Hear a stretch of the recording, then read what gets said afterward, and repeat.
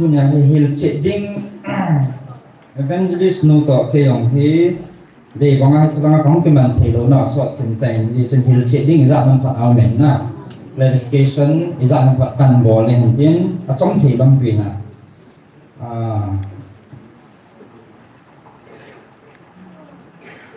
aji so he thiam tam pi om jam he thiam lo ka la lung boy kinil bo tam om ji ja su su chen thu thu deu hin na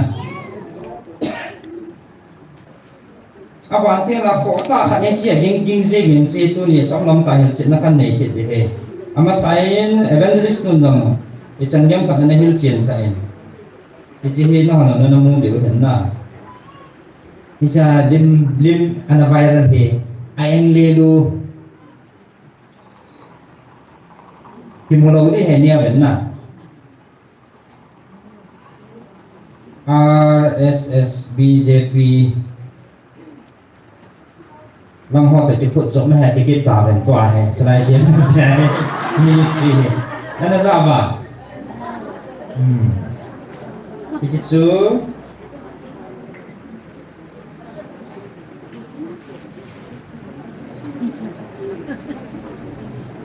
Rama Krishna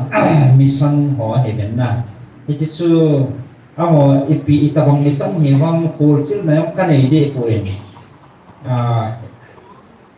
ai bang chu ichi amo ho thlang ta ki sai che di han na ichi lai mo na lim hi ipi ya bang ki kap bom hom te ka lim ka mo cha lim hi pizza itia kong ka bom khau hom pizza fai la hom ten amon message san bona wa hi ti hin Lord Shiva family hon chi zo boi pi ho ti so Lord Shiva family hon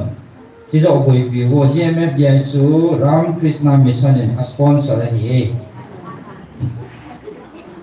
abenar ku anuwa abenar ku ki vet me yong RSS BJP main supporting group iti ba in viral sa ohin na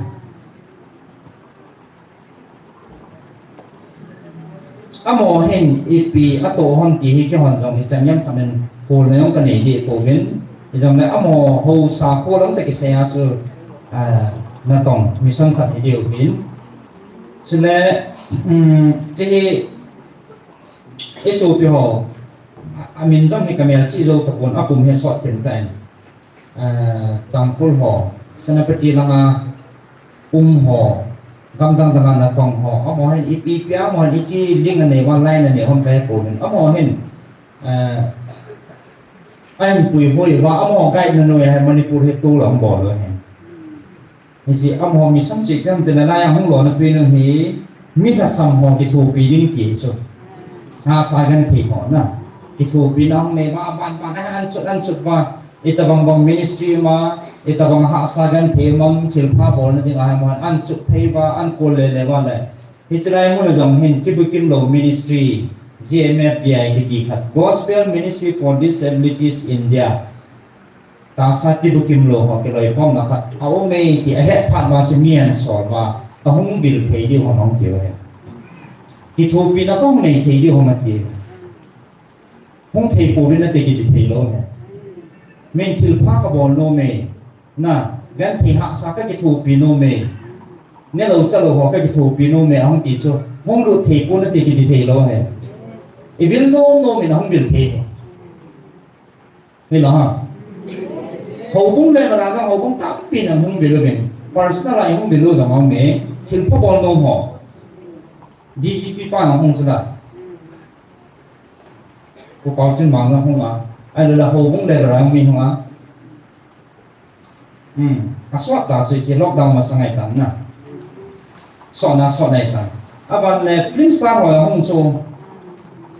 mà boni họ rồi Manipuri film star họ không đến chỉ số IPM họ chill pa họ no mà so gan thì hạ sa ti bukim lo so amu no mo aga no mo agi thopi no mo so ni si on ki mo fa thi lo boni ho loi to ka ti ka na lim ho so viral ke lo so chi hung viral ke ni ya so Amy star ho jong film star ho hong so love song sa ho jong hong gospel la sa ho jong hong Pauline ko ho jong hong ho loi hong a ko na su hong bi thom met le la ban ba na hong sa la chi YouTube channel lo he in hon do oi bo me as evil he mi evil no ha chum chum mi ta he a ching a thi ama hi na tung ja kim ha la na nu pi me lei bo ho jong hong chu dan su tuy là ko khat ke hon me ku borani bor thama an pu ji ba e chi ki thu pi na hu nei ki do he e chi lim ka mo so viral ke lo so cho la kem ka bor na han mun na e chi khau pul lang e sinh hiểu he chi sinh hiểu na e chi area la area kum pi nu te ho kem jong kan ne so thim tan kema ping pha ho KCP kum som gi hita so adam thela evele nui sil sil den ha na lai mo set sanen tin kum som gi kai tai ti sai ba ma bal le ya bol so aban sa ha chi ha na lai nan so bora ali ho ko arbe bora lin ka ho ko tim se na an thuna bora li bora nga lam ni gari an ti za ma hong thas te ma ko ta ho do mo kadam sunga kan to na hi sa kan to zo ta do mei the hin hi ka to ga mo na ne de wa chalaya ki thu pi na chi kim do ho ne de mo nga ka hong pi hi ta an pu lu na ka me hi han bo wa ka ki kwai ni wa lim ka ti ka mo so i chu chi viral ke lo so lo so viral le ki pa mo he na e ni chi ho thu to connection ka nei po ven ho thu ji a he chi a Ram Krishna mission he ho thu ja ke hon ka ki ho tu wa ho thu be sa ki mu long kai ko be ki chi hel chi na kan ne he mo an ming hi na am hon mi him phat phat sam phat agan the ka su ipi ti sei da humanity then ground na sa am hon an dat ba le ngai lu na za la su bon them ho hum pi su cha he bon bora za am phat yong pi ba ke ho a ti be se om lo naมันต้องเทแบรนด์นั้นจังก็กระโลงห่อเสียบตาเลยอีดอกมาให้จังยี่สุนิโก้หัวไม่ชอบจะเนี้ยปลาหัวเนี้ยผิวอีเดียเจียนเลยมีเดียมไซส์10cc อะไร10cc จู่ให้มาก็จะทันต่อวันเฮโบจู่ทุกกิโลใช่ไหมยังผิวใช่ไหมไอ้ที่ที่อาเวนังcái hôm mình sang hông luôn cái hôm mình sang này tổ bò vật sản này thì nếu mà sang hậu thu làm cái hậu lô bì vào ông mà áp vật vào phố hay nó sao con họ sao quay ở bộ chỗ chỉ bây giờ bộ vào nè nghe thì cha thì bì vào văn bì vào thì nó cũng nã sao tổ na cần gì đi vào chặt tâm mình nè hết kỳ chú hi lại hết quay tập hàng tập nên sumin sit na dinga lot siba family mo nga heaven ai lo le chi Ram Krishna mission ho to hen linga dei ba mon sponsor bor ba bu chi ma he chi akula he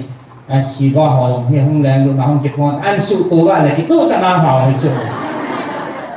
het na la alin pin he chu hi chang hi ke hon jam ani ki ha phat lo kinong yel do ta lo i ki ha mane ma ka la masa connection link ka mong chom do ho ma ka ki cheu chi ki chai he ka nong ma om do he ko ai chi hong vai la an mong se le ki hin se ong ngai he ka ti lo so ai ba nga he abu the nyam jing ja so tu na hin chi na kan nei he he tin thei na mo ai ni ka ti pai ja so na kan nei tin aban le tu chung hello khat vi ka het ke lo la amma last second part tu pun sunga hichlaya niao khat chulo bo tam kan hong chi ke ham tia le tu ni tha a hi ade jong me thi na de jang cha hi group admin lang hon media lang hon so date 21/6/24 Friday ni tha 4 p.m. Pathena kun tu kun chom cha aumen jing ni ko taw khom na muna evangelist te ni akun phun do na ding a hi e ngai du pe no hing jing pathin thang ba in han tỷ chú hai lại không cái bol gì hết tuần hai he có thể nên Gabriel thu hẹp tổ sa cái căn soi bị điều he có không kịp là tiếng tỷ tiếng là con tuần này hai he âm đàn chút he chỉ nên hai he Gabriel liền thu không xẻ bị tàu chút tu chung à tu chung à nghe he chỉ chú phát cái trái kiểu hình điên chẳng tại he anh hạ mà phố media làm ho hen oi pu thang la ho loi hen hai lại ăn bol gì vào anh dính là phần cái lom ta chỉ lại hay tan bol gì he chiong chu cái lom zo lo na lai so van kin hon pathin kin thin na ato wa aza dan ho le akina akiman dan ho ta e hon pathin kin na e to pau he iga e ka azia le za cha lum gì he cái phan lam gì he na kamai zo ga lam ko ve tisna kamas nga bo ko ma kuna kalung chim na nga bet na ba kalung nei na ding hi piam ti bo bui piu he ti so de yam dan so e ho pi hi ki da lap lap ku ki el ha zap zap jing i ki ni lu ji ko to pathin thu hi e mo hon ki ni lu na chai ni ta so chi ki cha lum pi ne he na hi a so chi ki long ta jing la ki phom do ji hen ama sa chung long khat de neo cha khat e ho bui i sa ji chen in a ball hill hill này là phò này chẳng hạn thì giảm nông đàn số là sự tu chung mà số hita hi hay lại một cái ball pass azing ni phò số azing ni phò hi ghét số ni ngalang ghét gì số evangelist nó tao cái hậu tổ hành đến chúng ta tao phong biểu tao cái hậu tổ và hết chi riêng à phun thì cái gông rằng là counseling mà hâm counseling mà hi gì số riêng Sunday này là cái kim chế điều Sunday ni phò là phùng tàu kề Sunday dengan Saturday pun ting su Sunday dengan ipun ba rằng là apart su ông ai le koi thì cái hiểu về start là mi rằng cái tâm rồi về apa rồi thì giờ cái hiểu thảo về na thì Sunday nhà không kịp phùng hết group đúng không koi thì ta đang ông cái chiên cái nên bắt thêm là cao thì thu phun avail cái hồ rằng post phần là bỏ được về evangelist pu buổi gì tiếng Phật nói lâu ta đây tiếng Phật tiếng ham ta ăn bò rồi suy hiểu chuyện nó khăn này and I say that no yung sa evangelist pu at yun na lang siya mi kan message kayo in Phật này chỉ số na evangelist pu counseling buổi gì ama akiman lâu gì thagao na to ding thagao thu pun ding ngam su postpone này bố cái gì evangelist school yang sa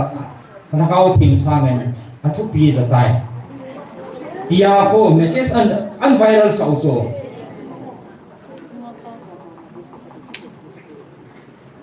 hi chi chu ke bui si thu pon chu postpone ki bol hello den lam kai ho ki ho to Sunday ni kwa i pon wa zon a hoi chen mi tam vin Monday, Tuesday, Wednesday, ni thum ge om ja so boy pui tia Sunday nga anh chị gồm he thì số tu cả lúc buổi tạm đầu thì vậy hết sau rằng lại hello họ thì là hiện chuyện rất là nề hệ sự thêm là hết thêm thì nào không mô